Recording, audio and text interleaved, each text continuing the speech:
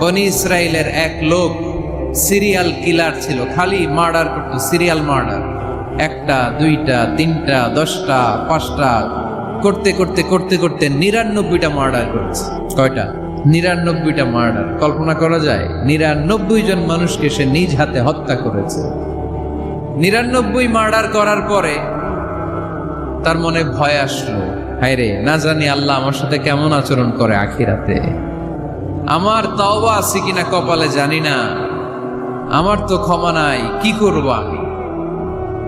তো সে লোকজনদেরকে জিজ্ঞেস করলো, আমার ক্ষমা আছে কিনা, এটা কে বলতে পারবে? আমাকে আল্লাহ মাফ করবে কিনা?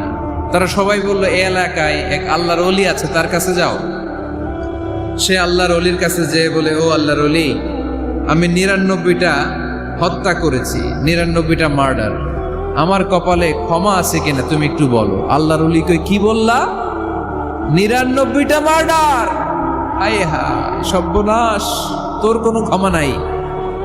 এবার যে মার্ডার করছো কয়, আমার যেহেতু ক্ষমা নাই, তোরে বাঁচায় রেখে লাভ কি, তোরেও দিলাম শেষ করে। এবার সেঞ্চুরি করে ফেলাইছে। কথা বুঝতেছেন? আমার যেহেতু ক্ষমা নাই, তো তোরে বাঁচায় রেখে কি লাভ, তোরেও শেষ করে দিলাম।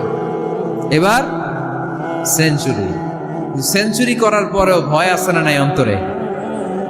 অন্তরে তো আল্লাহর ভয়, কই যাবে? খুঁজতে লাগলো কে সমাধান দিতে পারবে। একজন বলল, ওই এলাকায় একজন বড় আলেম আছে, ওই আলেমের কাছে যা।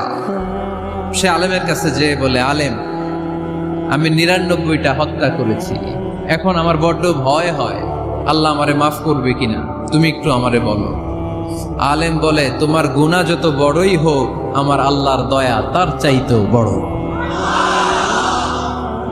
তুমি কি পাপ করেছো, কি অন্যায় করেছো?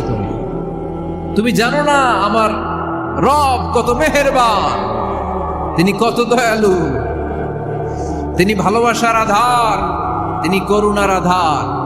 তোমার পাপ অন্যায় যদি হয় খালের পানির সমান, বিলের পানির সমান, আমার আল্লাহর দয়া সাগরের পানির সমান।